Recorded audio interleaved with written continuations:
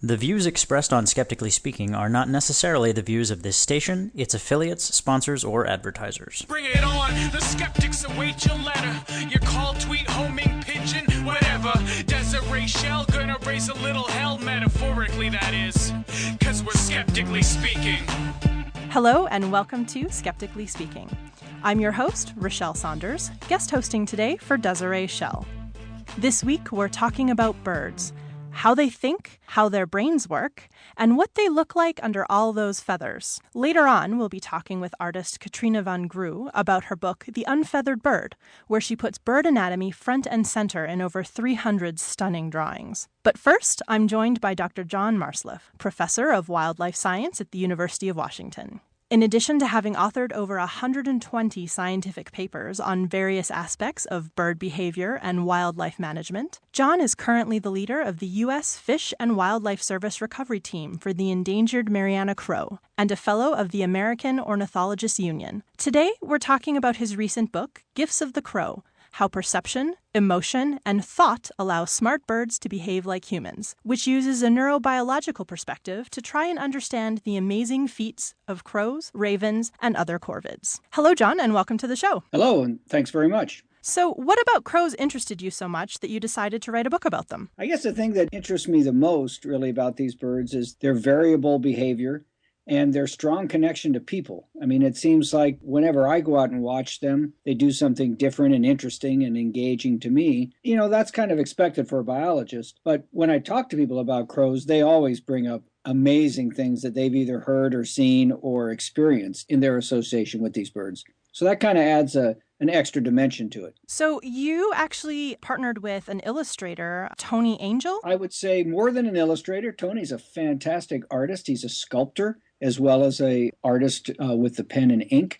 And he's a very accomplished naturalist. He's got a keen sense for what animals do and how to portray that in stone, bronze, or paper. So a lot of people writing a similar book probably would have gone for photographs, the obvious choice. Why did you decide to go with an artist? I've always worked with artists in all the books I've done, and I feel that an artist can give kind of a level perspective throughout the book, the same kind of style throughout the book, which I think is engaging. And more importantly, when it comes to behavior, getting a photograph of the exact behavior at the right time and all of that in the right focus and light, extremely difficult, especially on rare behaviors.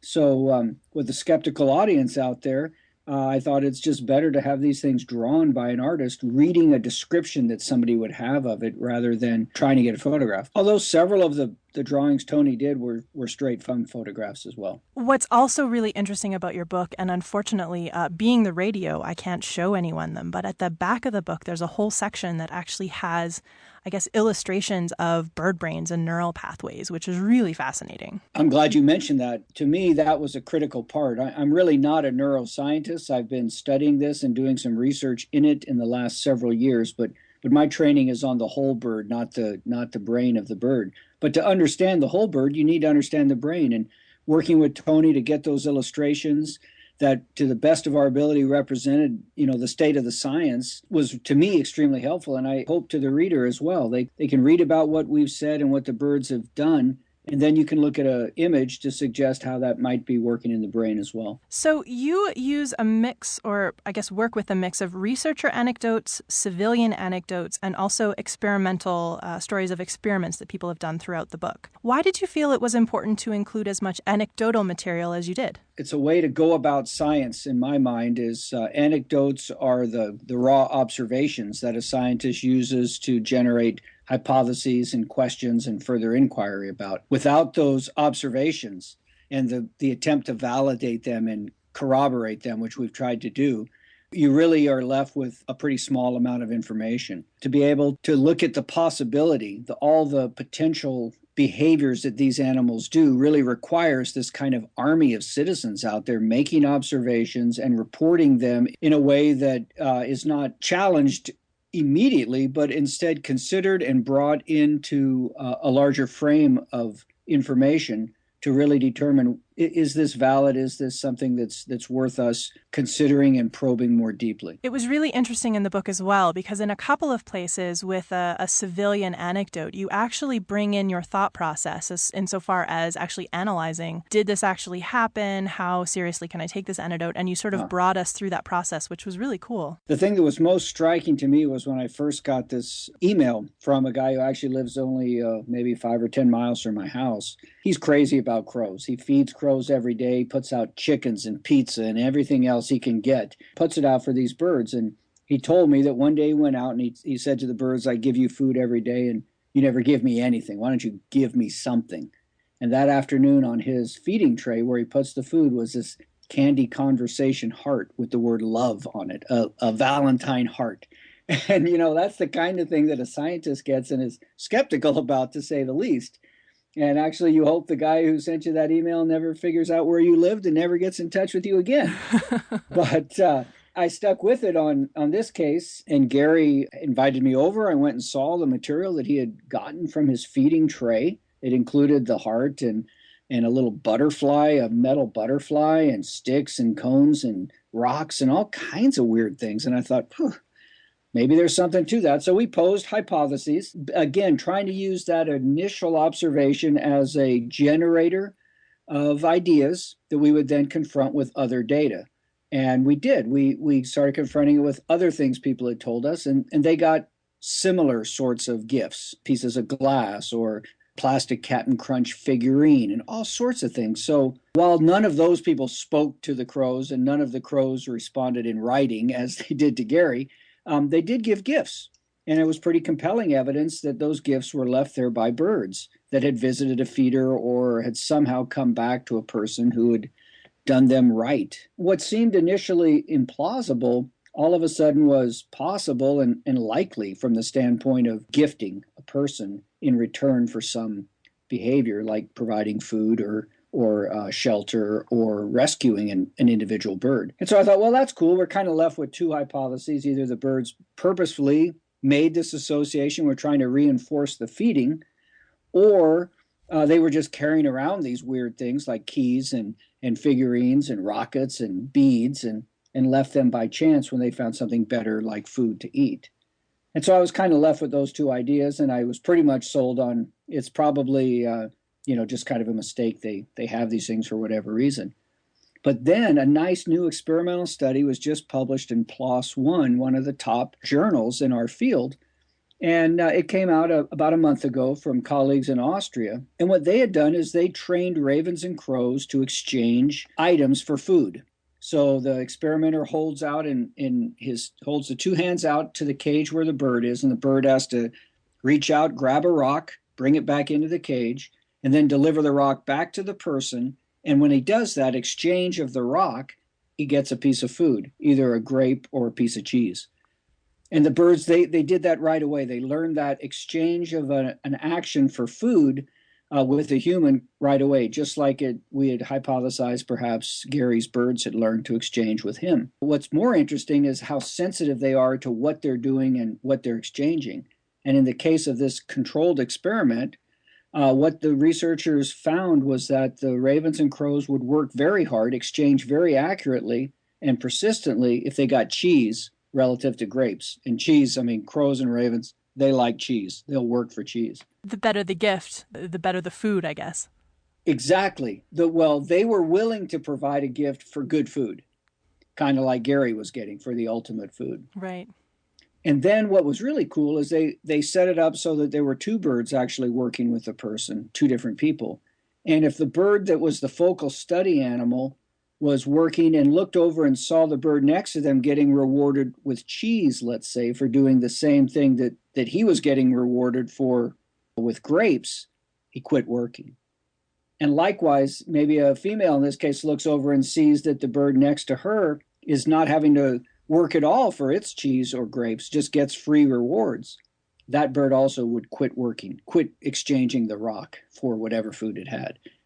So they're very sensitive to the quality and the fairness of the exchange, and added a lot more credence to what we had initially thought was ridiculous that it could actually be a strategy some animals are using in the wild to get people to work with them. You're listening to Skeptically Speaking with Rochelle Saunders, and we're chatting with Dr. John Marzluff about his latest book, Gift of the Crow. So before we get in too deep, I want to make clear that we're actually not just talking about crows here. We're actually talking about a larger family of birds, right? Yeah, we're talking about the corvids, or the family Corvidae. Is about 140 species in this family of birds. They're one of the songbirds or passerines. And in this family, we've got the crows and ravens, but also the rooks and jackdaws and magpies and nutcrackers and jays. Lots of birds around the world. All continents except Antarctica have them. A lot of the book deals with the intelligence and sometimes the uncanny human-like intelligence that a lot of these birds possess. Is there a physical reason why this corvid family is so smart? There's kind of a physical as well as some aspects of their behavior that lead to them being smart. First off, they do have large brains for their body size, exceptionally large. They're much more on the line with small monkeys than they are with a bird of that given size with respect to their brains. They're outliers in that respect. And within the brain, the forebrain is the largest part of the crow's brain, and it's exceptionally large, again, relative to other large-brained birds. It really is, again, built much more on the monkey line, a large brain and a large forebrain especially that's able to bring in information from many different sensory organs and integrate that and assess it and use that information to command its behavior. They have that going for them. They also have two other aspects. One, they're social for the most part. These animals live with certainly another mate that they have a permanent pair bond with and they coordinate their activities with. And they also often live in social groups that might include family members or extended flocks. The advantage of living in a social group like us is that they can learn from the actions of others, not just their own trials and tribulations. So they are big-brained, social, and they're also long-lived. So they can gather experiences, their own experiences and those of others throughout a long lifespan, maybe 10 to 40 years. Not unusual for these birds. Gather a lot of experience during that time. So in your book, you talk about how corvids can consider and then reconsider. What are you talking about when you say that? What's going on here is that there are actually physical connections among neural pathways that go from the forebrain down to the thalamus and back up to the forebrain. And if you think about it this way, you're bringing in information, or a bird is bringing in information through its eyes or ears or sense organs like its bill for a bird or your hands and fingers. That information comes into various parts of your forebrain, stimulates neural circuits there. And the typical response after it's assessed is to send neural messages back down through the midbrain and brainstem and spinal cord to your muscles to do things. That's behavior. Birds do that, certainly, and it's very reflexive, a lot of that sort of behavior, commanded by even signals from your forebrain. But what you can do is bypass that route. You don't have to send what you're thinking about straight down your brainstem and spinal cord to your muscles. Instead, you can loop it back through your thalamus to your forebrain and re-stimulate those neural circuits that had the idea and process that information in the first place. And you can adjust it. You can consider it and shape it, modulate it with past memories and current emotions, and shape how you're going to send that command eventually to your muscles to behave in a certain way. Birds can do the same thing. They can literally think and reconsider things before they have to act. That's how they learn songs a lot. They'll process that information they're hearing, say by their father or their neighbor, and start putting together a repertoire of a given song. They can adjust it in their forebrain by re-stimulating and making new connections between neurons before they have to actually send it down to the throat muscles to sing. And this is how you can learn and shape and adjust things without actually having to act them out. And birds do that, and of course mammals do that, and the neuroscientists that are studying this sort of the physical aspects of this looping behavior have shown that reptiles also have some of this loop, but not as extensive as birds and mammals, and amphibians, to our knowledge, don't have this ability yet. Crows and ravens always seem to have an almost unlimited ability to learn new things, but it turns out some of this learning and forgetting is actually kind of seasonal, right? Because the brain of a bird, as well as a mammal, including us, can grow new neurons throughout the year or throughout the lifespan of the animal.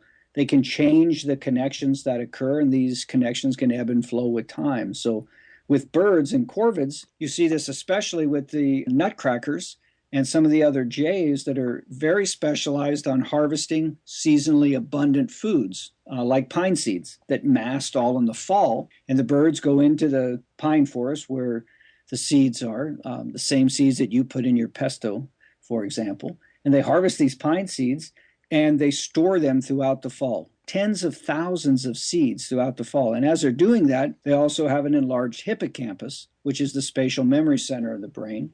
And that affords them many more neural connections with activity at a certain place and the activity of caching and locating perhaps some of the local cues and spatial coordinates of this place where they're storing their food. So these memories or these associations between a place and the presence of the food and digging in the ground and the local place where they put the seeds are stored as neural pathways, basically, in their hippocampus. And that hippocampus is large in the fall. And then in the spring, when the seeds are all harvested, the hippocampus shrinks in size. Other parts of the brain may increase, like those associated with social behavior or singing, but the hippocampal volume decreases during the time of the year when they no longer need to remember and have already harvested those seeds. And that may be a way that some of those connections are forgotten or cleared out of the brain, literally. And then it grows again in the fall when it's needed again. I didn't actually realize this. So you're saying sections of the brain actually grow or shrink in physical size? They do because of neurogenesis. They're growing new nerve cells that are migrating to that part of the brain and increasing it or not, depending upon the season. So one of the things that I know differentiates humans from a lot of other animals on the planet is that we can think about the past and prepare for the future. Mm-hmm. And it seems like there's some evidence that crows can do this as well. There is some evidence of time travel or mental consideration in corvids, and some of the best examples come from very controlled laboratory studies in Oxford, in particular Nikki Clayton's lab there that's worked with scrub jays, a small corvid from the arid portions of the U.S. And they store all kinds of things, not seeds for the whole winter like a nutcracker, but bits of lizard and worms and beetles and some pine seeds. And some things last longer than others, and they seem to keep track of that. And they go and they store things and then recover them in the order with which they would likely perish. So that's one example of them kind of keeping track of viability of food through time and going to places where the food's likely to still remain viable given when they stored it. The other thing that's cool with that is they did some neat experiments where they could anticipate the future, and that is the future availability of particular kinds of food. And in some rooms in their cage, the birds would always get, let's say, mealworms, and in other places they would always get pine seeds, but not necessarily both, only one or the other. Well, the birds that were used to getting fed mealworms in the morning wouldn't cache mealworms back in that part of the cage because they were anticipating getting them. Instead, they would cache the other food item that they wouldn't typically get. So they'd have a mixture of foods. And they were adjusting their behavior at a certain time to what their expectation of food in the future was. It's also been shown that crows and other corvids can build and use tools, right? Yes, some corvids do. Not all of them, but the New Caledonia crow in particular is the gee whiz of all animals when it comes to building and manufacturing and using and passing on to its relatives given types of tools. This is an animal that lives in the islands of New Caledonia, as strange as that may seem, given its name. And those islands do not have woodpeckers. So there's a whole niche available that under that area, under the bark or in the soil, where a woodpecker would typically probe its bill and use its long tongue to get food, insects and the like. Those animals aren't on the islands where the New Caledonia crow lives. It's basically taken that niche over and extended its bill and tongue through the use of manufacturing hooks and probes and things like that from bits of leaf material and stems of trees and branches. And it uses these, again, to access foods that are abundant, but in most places where crows and ravens occur are taken by other birds. So this bird is fantastic at making tools and using them, but all the other corvids occasionally do, but it's not a regular part of their behavior. So what kind of tools are we talking about here? Well, they take and they'll actually make step tools, they're called, and hooks and skewers. And they do this from the leaf of a pandanus tree in particular. It's like a palm frond. When you rip a palm frond crosswise, it breaks, as you rip across it, and then you would peel it back, and you might have a long, almost something that looks like if you broke a little and peeled and broke a little more and peeled and broke down more and peeled, it would look like the blade of a jigsaw. So they use this jigsaw-like chunk of palm frond as kind of a skewer to stick in under things and then hook on any of the teeth of that saw bit to bring grubs and other sorts of insects out from underneath the bark. They also make plain hooks where they'll take the stem of a leaf and break it off and take the foliage off, and then you've got the crooked part at the end of it that's like a crochet hook. And they'll use those again to hook things. And in the lab, they've taken bits of wire and fashioned hooks from wire to solve a very complex problem. And that is getting a little bucket of food out of a clear tube. And it's a great video. You should check out the Oxford website and find the video of Betty, the New Caledonia crow. And you'll see her take a piece of wire and initially try to use it, just use the friction of it to pull up a small bucket of food. But that doesn't work, so she sticks it in the duct tape that's holding the tube upright and walks it around and crafts a hook out of it by that lever action. And then she takes that hook in her bill and rams it down the tube and wham, gets the handle of the bucket, hauls it up, and gets her food treat. So she really uses insight into fashioning the correct tool for a particular task. And that's really what sets these birds apart. Are they teaching themselves this just by sort of figuring out the problem, or is this more of like a social learning where they've seen someone else do something similar? It's both, I think. They certainly learn from their own experience, but they do pass down within a family group the culture of particular kinds of tools. They differ on different parts of the island. Some tools are used more frequently than others. So there's some cultural component to this. But young birds that were raised in the lab were very interested in using tools, picked them up, and started using them appropriately as well. So there's some genetic component now to tool use, the propensity to try things maybe and to start probing with these and learning from your own experience. And then there's also a social component where a particular type of tool in a particular location takes on a heightened status. I had heard of crows using tools before, but what really surprised me was the fact that they've been seen to actually wield weapons at each other for defense or to chase out other birds who are in their territory. The best word to describe the crows and their kin are innovative. They try everything, and they often take great risks to drive off predators from their territory, and that has obvious payback. Get a predator out, your nest is more likely to succeed, or you're more likely to live. Not only do they use their own body to drive that predator out, but ravens have been observed wielding sticks or crashing branches down upon an owl to try to get them to move. And then my major advisor observed at his bird feeder a situation between a jay and a crow, both corvids, trying to access the seeds at his feeder. And the crow was eating away, and the jay came up, and instead of just rushing at the much bigger crow, it flew down to a nearby bush and ripped off a branch that it used like a lance and came galloping, so to speak, at the crow on the feeder to try to drive it off with that lance. But again, not a good thing to do against a very smart animal, because all the crow did was reached around, grabbed the stick from the jay, and chased the jay off with it himself. So they're very inventive and they try things. I think they're always experimenting and learning from their trials. You're listening to Skeptically Speaking with Rochelle Saunders, and we'll be right back to continue our conversation about the corvid bird family in just a minute.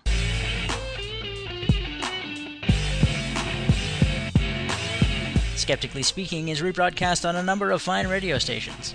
To find out where Skeptically Speaking airs near you, to listen to past episodes, or download the weekly podcast, check out our website at skepticallyspeaking.com. While you're there, follow the links to connect with us on our Facebook page, our Twitter feed, or to subscribe to the show in iTunes. And now, back to the show.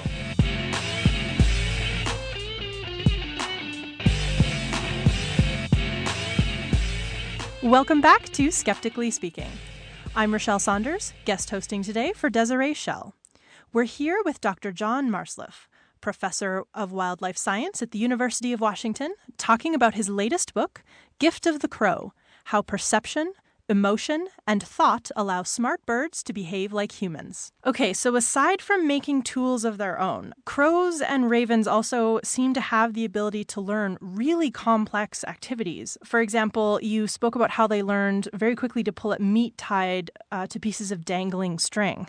They understand connections between things, and Bernd Heinrich at the University of Vermont demonstrated many years ago that ravens could learn if they pulled up a string with food on it, they would get the food. Rather than just flying at the food and being stimulated by the presence of food, they understood the connection between the string and the food and worked a very complicated set of maneuvers where they would pull the string with their bill and have to step on it to hold it in place and reach down further in the string and pull it up and step and pull and step and pull and step. Byrne demonstrated that the ravens would do that right away, and crows typically would not. And he also demonstrated that they had a harder time understanding if strings were crossed, but they could eventually figure that out as well. So those studies were quite influential in getting people to think that, wow, these birds really are able to kind of see the end product that they're going for, have insight into a particular problem. More recent studies have shown that a big component of that ability to do that sort of thing stems from the immediate reward the bird gets with each pull. And as the food gets closer and closer, it's rewarding and kind of self-rewards and motivates the bird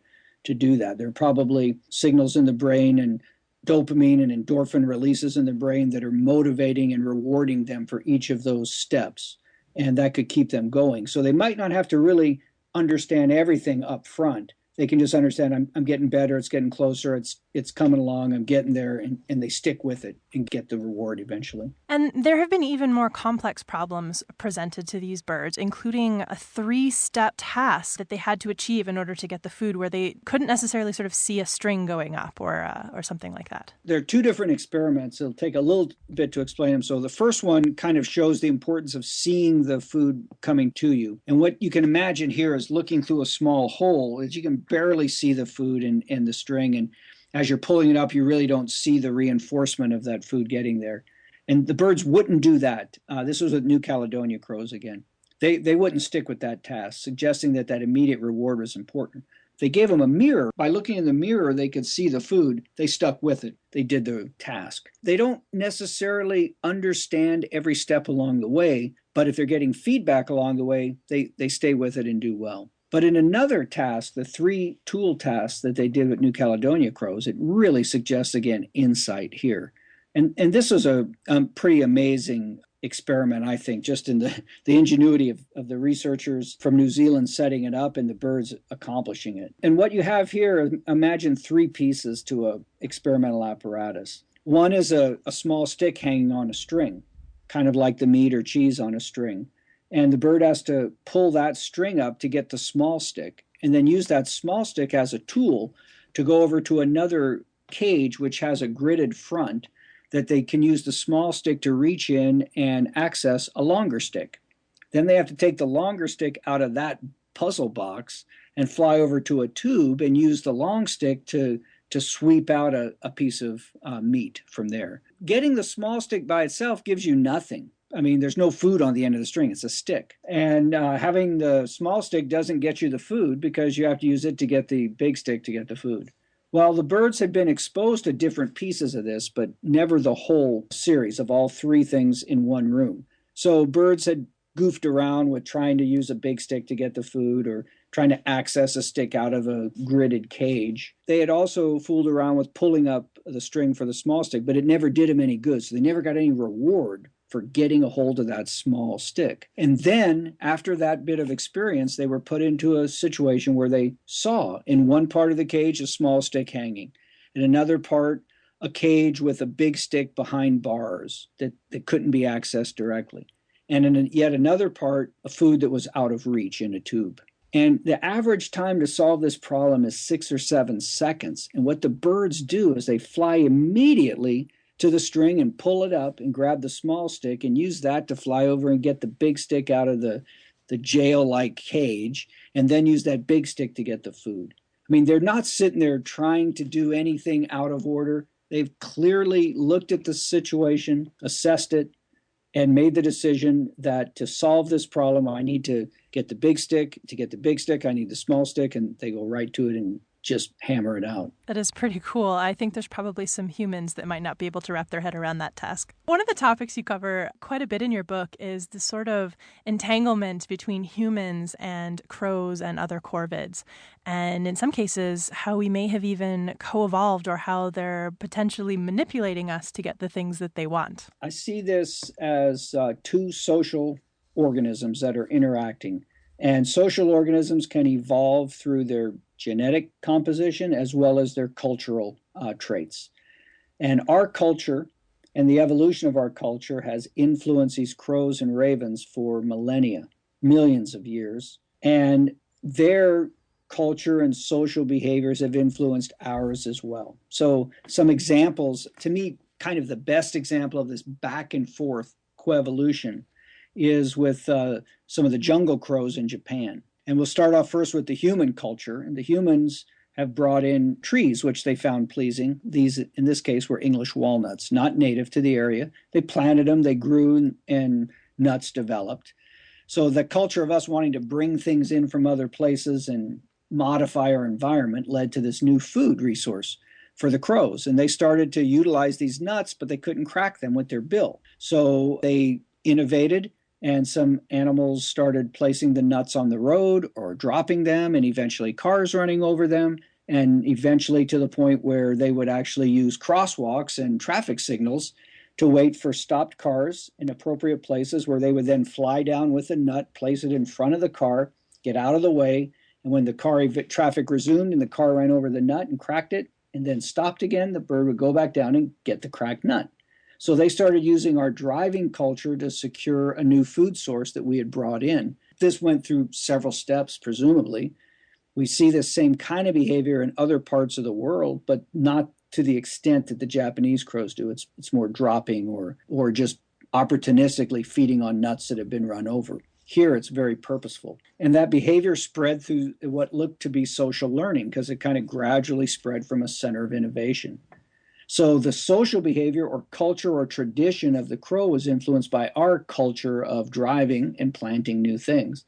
And that's continued. And in fact, the interest in this behavior has stimulated Japanese drivers to be very dedicated, in particular, in how they drive, to make sure they run over the nuts now for the birds to be able to continue this behavior. Kind of tit for tat response of humans and crows that really intrigues us. I want to talk a little bit about these birds and the fact that they're sort of well known for their ability to learn human speech, which is really fascinating. And your book delves in a little bit into what this means. Are they actually learning the words, or are they just mimicking something? The whole idea of language in animals is really controversial, and it's fraught with a lot of misinterpretation and speculation. But what we see in parrots, for example, of course, and also in crows and ravens, and a lot of people don't know this, but if you've raised one as a young bird, which a lot of people did in the 40s and 50s and 60s when it was legal, people would raise baby crows and ravens, and they would quickly start to mimic human speech and say words very, very accurately, sounding very much like the person who was saying these around them. Sometimes the birds would do this right back and forth to the people, and sometimes they wouldn't. They'd stay silent, and I've got stories from people who had a crow that would never talk to them, but then was recorded talking to other people in other places. It was an interesting crow that ran away from one owner during the day and would go to school, went to a neighborhood primary school. And actually, the principal thought it deserved to be in third grade by its activities, placed it in third grade, and the bird would talk in class. And the people never even knew their crow was doing this during the day, because in evening it'd be back home with these folks. It was reported in the newspapers around, and just thrilled the kids to have this crow come in and talk with the language of a third grader. There are some examples like that, and you might think, well, does the bird know what it's doing, or is it just mimicking mindlessly these noises that it's learned? Because crows and ravens are songbirds, and one of those neural loops that we talked about that allows them to consider and shape before they act is the song learning loop, forebrain loop. And that allows them to hear things and kind of record and adjust and perfect and then utter those vocalizations very precisely. So anyway, these talking crows, you wonder, do they know what they're saying or not? A lot of birds, you think, well, they're just mimicking and parroting back what they've learned. But some of the things we've heard about these crows and ravens suggest they know what they're doing. So a couple of cases in particular, there have been at least 2 cases where young children were called back to their home by their mother. And they were running back home. Mom, what do you want? Because mom's been calling, hey, Johnny, let's go. And they come home and mom's not there. It's the crow. And the crow has imitated the mother's voice perfectly, intonations, everything, to get the kid to come back home. So they seem to use this voice in appropriate settings to get some action out of people, not like they're just mimicking back in a mindless way. And another example of this involves Kevin Smith from Missoula, Montana, who was awakened early one morning by his dog barking. He went out to the kennel to look and say, Vampire, what's going on? Why are you making all this noise? And Vampire wouldn't shut up, and neither would the guy who kept calling, here, boy, let's go. Here, boy, come on, let's go. And the guy goes out to the kennel and says, what the heck's going on? And up from behind the kennel pops a crow saying, here, boy, come on, boy, let's go. He's trying to call his dog away.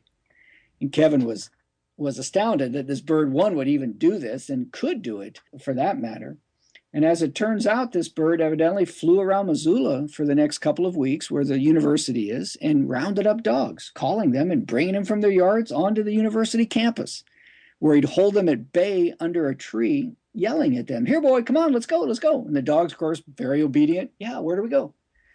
And finally, the students would get out from class, and the crow would take off and run the dogs through all the students. And our suggestion is maybe, in doing that, it knocked loose a sandwich or a bag of chips or something, or maybe it was just doing it because it was fun and it got a good endorphin release in its brain and had that as a reward basically for this crazy behavior. So that's one for you skeptics to really think about, I think. I mean, this is, to me, here's a bird who's out, got a skill, a human language, using it to its own devices. Basically, maybe as a food gathering strategy, or maybe just because he likes doing it, but out on his own, using his own words. One of the things that also surprised me was that these birds can be intentionally deceptive. And also they understand to some extent that other species don't see the world the same way they do. So can you talk a little bit about that? Both of these ideas kind of imply a theory of mind, that the animals know what another animal's thinking or can think. And again, extremely difficult, controversial to prove. There's some evidence in its favor and a lot of evidence against it as well. But some evidence in the favor of this is the caching behavior of corvids and caching excess food and remembering where they put it. But what's interesting is if they caching in a situation where there's others that can watch them, they tend to fake out the cache. They don't put it in the ground where they seem to be digging, but they'll hold it in their mouth and go someplace else and cache it there, try to avoid another bird seeing it make its cache.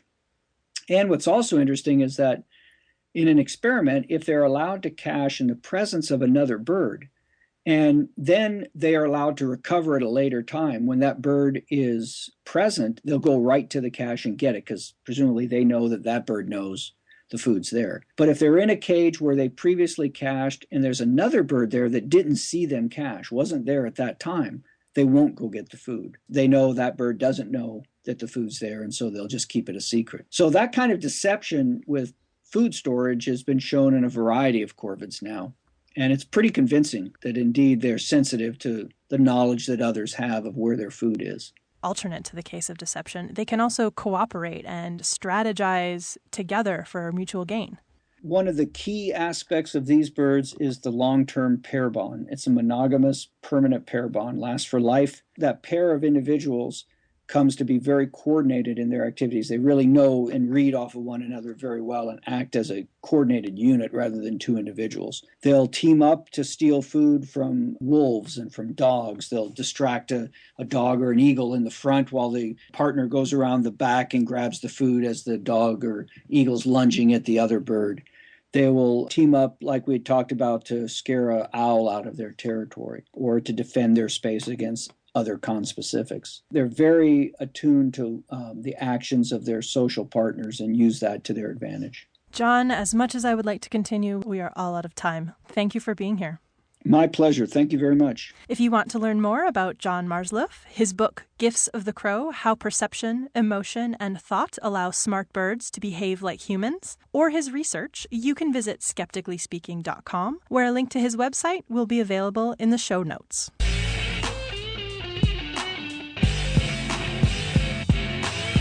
On the next episode of Skeptically Speaking, we're taking a closer look at the code that runs our computers and permeates so much of our lives. Guest host Rochelle Saunders talks to software professional Mark Bennett about his passion for programming and coding as a career or as a hobby. We're joined by Sergei Marzluff, a researcher in computational biology at the Brookhaven National Laboratory, to learn about the similarities between computer code and genetic information. And Stephen Gold, Vice President of Watson Solutions at IBM Software Group, gives us the scoop on new healthcare applications for cognitive computing technology. That's next week on Skeptically Speaking, on your local radio station, or online at skepticallyspeaking.com.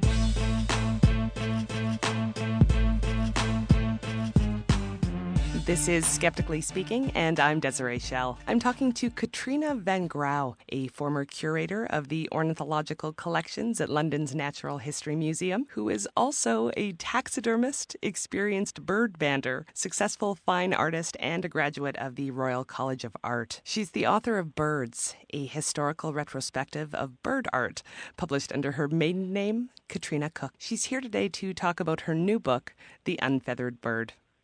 Great to have you with us, Katrina. Thank you. So this is a book about the anatomy of birds, but it also isn't. How would you describe it? I didn't want people to think that it was going to be the sort of textbook laboratory sort of manual. It's a very, very different book that is about bird anatomy, but also it's an art, believe it or not. It's a sort of coffee table book about the insides of birds. I'd originally actually planned it to be a book for bird artists, so it's very, very visual, lots of pictures. No sort of guts and gizzards, musculature and skeletons and tongues and feet. And the parts of the bird influence the outside, the external appearance. So it really isn't a technical thing about different tendons and nerves and so on. It's about bird anatomy, but it's really not an anatomy of birds. Well, you mentioned it being a coffee table book, and I will tell you, since I received it, that is exactly where it has been. So, mission accomplished. Great. So why did you decide to do such an untraditional anatomy book? My training is actually as a fine artist, and 25 years ago, as an undergraduate, I was doing a lot of pictures of whole birds, living birds. I was very inspired by Audubon, and I wanted to do some background studies, take some birds to pieces, find out what was going on under the feathered surface. As a search for my pictures of whole birds, which gets back to the actual aim for the book, to be a book for artists primarily. And I began with a dead duck that I found on the beach, in fact, and took her home and took the skin off, drew the muscles, took some more muscles off, drew some more, and eventually stripped down the whole bird and produced loads and loads of drawings, and thought then, hey, this would be a great idea for a book for other artists to use. And so it's taken 25 years for that dream to become a reality. I have to say the drawings are gorgeous, absolutely beautiful. But it doesn't picture every bird. So how did you decide which ones to include? Oh, that was so difficult. If I hadn't had a deadline, I could have just gone on and on and on forever. The last few months were just spent with me saying, oh gosh, I've really, really got to include the foot of the turaco or the windpipe of a manucode and so on. I just wanted to go on adding birds forever. But there are 200 different species of nearly every major bird order. So I've managed to get at least a lot of the different things in. From what I understand, there is a tremendous amount of debate over bird taxonomy. Can you explain that to lay people? What is that argument about?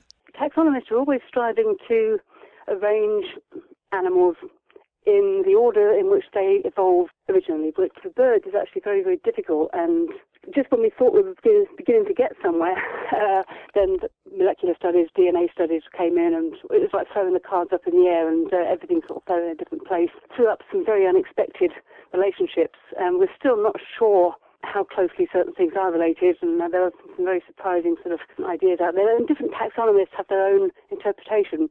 So I wanted to avoid all that like the plague and stay firmly on the fence and not allow that to... I didn't want people to say to me, hey, which taxonomy are you using? And, oh, are you sure about that? But what about the second so-and-so nerve of the, surely that's evidence that, I wanted to produce something much more accessible and usable and fun and useful for artists and ordinary people, and didn't want to get tied up in any of that sort of taxonomic debate. So I did something really quite unorthodox. I went right the way back to Linnaeus, the very first person to introduce scientific names, a binomial nomenclature we call it, the generic name for the group and the specific name for the species. And he arranged his bird very much according to the outward appearance. So long-legged wading birds altogether, game birds and birds that live on the ground altogether, poaching birds altogether. So I went right the way back, square one if you like, and deliberately used taxonomy that's not accurate, that doesn't reflect real relationships. But the great thing about this was that I could then compare birds that were similar. So then show that even though storks, cranes and herons all look the same on the outside, they're actually subtly different on the inside, which was perfect for my needs. But in the book you do discuss the actual relationships between the birds as well. Oh yes, as far as we know, and I'll say taxonomists think that so-and-so is related to such and such, but there are these other schools of thought. So I've tried as far as I can to bring it absolutely up to date in the actual text, even though it seems a bit strange for anybody opening the book for the first time. If they are up on their bird taxonomy, they might think, oh, this is a bit old-fashioned. If they actually read the text, though, they'll find out that I've mentioned the up-to-date true relationships as well. So although there is a lot of variation between the birds, there are some generic features that all birds share. Can you tell us about those? All birds originally descended from single flying ancestor, and so they're all fundamentally evolved for flight, even though certain groups have actually lost the power of flight. For example, penguins have adapted their wings and structure to because they're actually flying underwater. They're wing-propelled diving birds, but they can't actually fly, of course.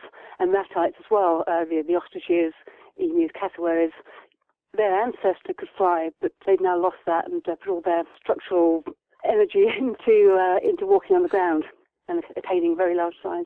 Wings are literally the only generic feature of a bird? Feathers. All birds have got feathers, and only birds have got feathers now. There were some dinosaurs in the past which were feathered. In fact, paleontologists are discovering more and more about the extent of feathering on dinosaurs in recent years. I mean, there's been so much learned about that. In terms of birds, they're very different from other groups. Unlike mammals, they've got two sets of ribs. So they've got a set of ribs which join onto the breastbone, as well as the ones which come down from the spine. They've got a large flattened breastbone with a big keel, like a keel on a boat, which sticks out underneath for those enormous flight muscles to be attached to. They've got a wishbone, the same as we have, but most of the time it's fused in the middle to make a continuous round, lovely curved shape. They've got very, very manoeuvrable necks, but a very rigid body. So the body is very much adapted for supporting the frame during flight. So during those very strong contractions of the flight muscles, you've got to have a very rigid body to actually protect the internal organs and not just collapse under this pressure. So also on the ribs, they've got little uncinate processes which point backwards and overlie the rib behind to just give extra support to the rib cage. Similarly, they've got a pelvis which is just lots and lots of fused bones together. And the tail's got a lot of fusion on the final vertebrae to give them the bone we call the pygostyle. So long neck, short tail, and lots of fusion within the actual body. You're listening to Skeptically Speaking, and we're talking about The Unfeathered Bird with author and artist Katrina van Grouw. Well, let's talk about the structures that the book uses to group birds. The accipitries section? That was Linnaeus' term for the birds of prey, which he included owls in as well. So what features do those birds share that others don't? Anybody can, of course, think of hook beak, big talons, which is pretty fundamental. Talons for grabbing, the beaks for tearing. They've got quite strong legs for holding their prey. So they've got a compact, usually quite curved pelvis, which supports all those muscles for grabbing their prey. Ridges over the top of the eye sockets for protecting the eyes when they're following prey through perhaps undergrowth or any sort of foliage vegetation, and maybe even against the sort of kicks or flaps or bites of the prey animal. So quite overshadowed eyes, which gives them that wonderfully fierce expression. But within the accipitries, within the birds of prey, they form into separate groups. So you've got your eagles, which rely on grabbing their prey with these great big sausage-like talons, enormous great talons. And it's all about force. It's all about holding the thing and keeping it there. Whereas sparrowhawks, which will, I guess your equivalent is sharp-shinned hawks, isn't it? There's lovely long-legged birds with, the skeleton's quite long-legged, but I guess when they've got their feathers on, that doesn't actually show. But for those birds, it's all about reach. So compared with other birds of prey, they've got incredibly long legs. If you were to take the feathers off a sharp-shinned hawk, you'd see just how long they are. There's not a sharp-shinned hawk in the book, but there is a sparrowhawk, which is, say, European equivalent. And when you're chasing a small bird through vegetation, through the woods, the bird's going to be changing direction all the time, perhaps disappearing into a hedge. And these wonderful, wonderful birds of prey have got fantastic maneuverability, got short, rounded wings, gives them the ability to change direction fast, and a long tail as well, which acts as a rudder and stabilizes them in the air and gives them these quick changes of direction. But it's all about reach with these birds. And when they do actually come into contact, just before that small songbird disappears around the corner again, they've thrust out their legs. You can then get an idea of just how long they are. And even the middle toe can just grab the bird just with the tip of the talon and fold it in and get it in its grasp before it gets away. In fact, another bird of prey which has got fantastically long legs is harrier hawks, which live in Africa, and they eat weaver birds' eggs and nestlings. And weavers have got a pendulous sort of shaped nest which hangs from trees, just a small hole that goes into the nest, and chicks and eggs will be down the bottom, of course. So these harrier hawks can thrust their leg into the hole, but of course they have to then feel around with it. And they're often described as being double-jointed. It's not a double joint, it's a normal joint, but the tendons allow greater flexibility, so they can actually twist their leg backwards and sideways and in all sorts of angles to feel around the inside of this great big pendulous nest to find what they want. Now, you've also included owls in this section of the book, and you say that owls are the perfect example of Linnaeus's convergent evolution. How so? They're not related to other birds of prey at all. In fact, they're quite a long way apart in what we know now. But they also have evolved hook beak and talons, and lots of people think of owls as birds of prey, but ones that just happen to come out at night. But in fact, just because they hunt live prey, that's why they've got talons and a hook beak.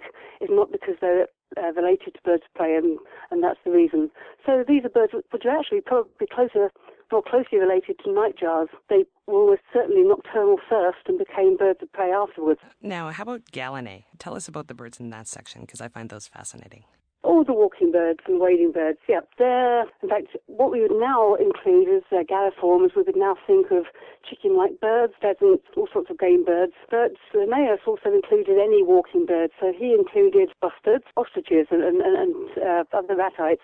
I mean, nowadays we know that the ratites are very, very primitive, not close at all to the pheasants and so on. But Linnaeus put them all together because they're sort of walking land birds.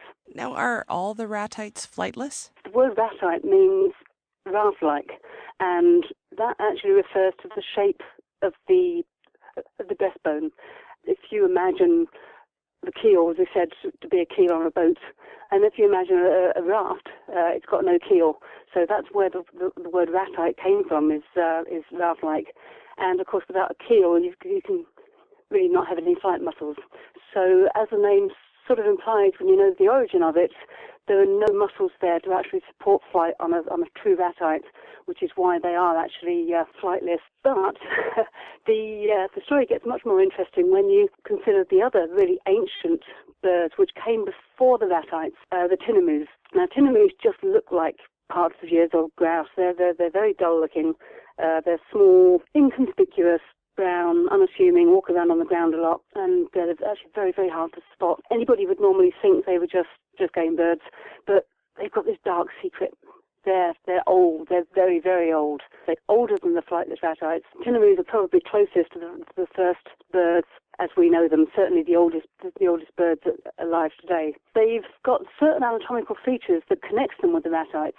They've got a certain shaped pelvis which doesn't have the amount of surface area of bone that other birds have. They have got a keel on their breastbone, but it's quite shallow and doesn't really support sustained flights. So these things can barely fly. They can do a nice quick takeoff, but then need to land again very quickly.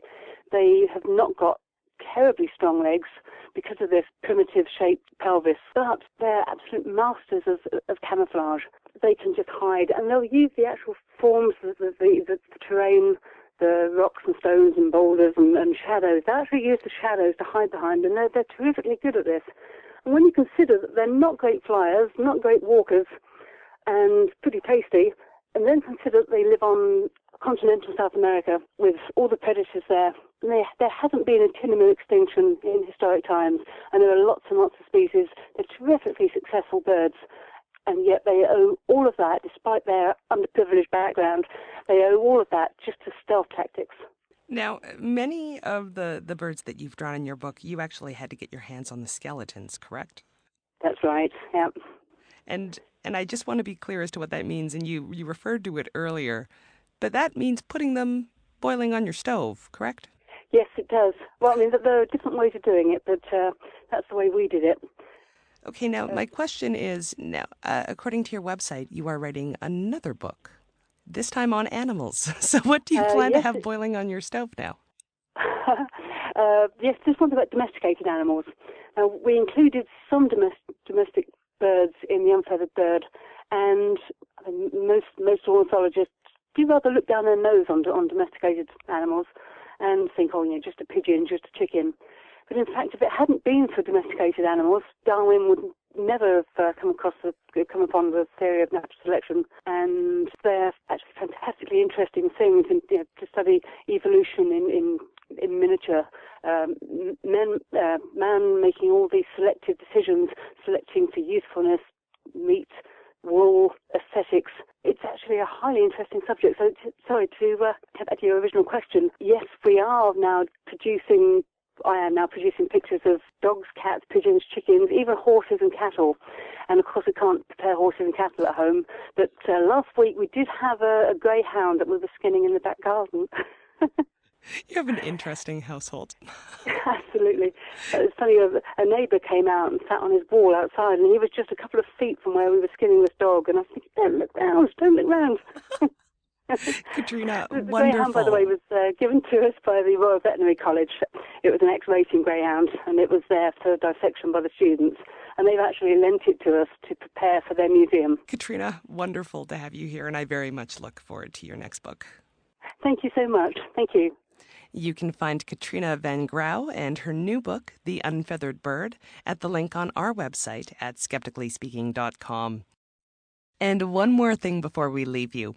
I wanted to give a shout out to Susan Gerbic and her team of guerrilla Wikipedia editors. Their mission is to improve the skeptical content of Wikipedia. They do things like providing noteworthy citations, removing the unsourced claims from paranormal and pseudoscientific pages, and improving the pages of skeptic spokespeople. If you'd like to see a sample, please do head to my Wikipedia page, which is now beautiful and correct.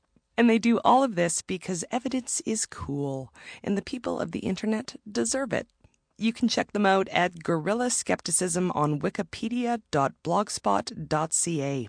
And they are always looking for volunteer editors. Plus, they're willing to train you. So if you already spend a lot of time on ye old intertubes, maybe this is your thing. Thanks to everyone at Guerrilla Skepticism, and please keep up the good work.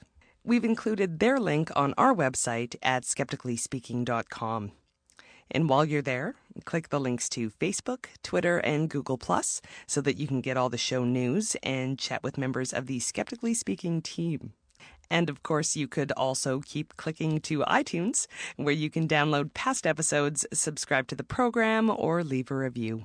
Thanks for listening, and we'll see you next week on Skeptically Speaking. Bring it on, the skeptics await your letter. Your call, tweet, homing, pigeon, whatever. Desiree Shell, gonna raise a little hell, metaphorically that is. Cause we're skeptically speaking.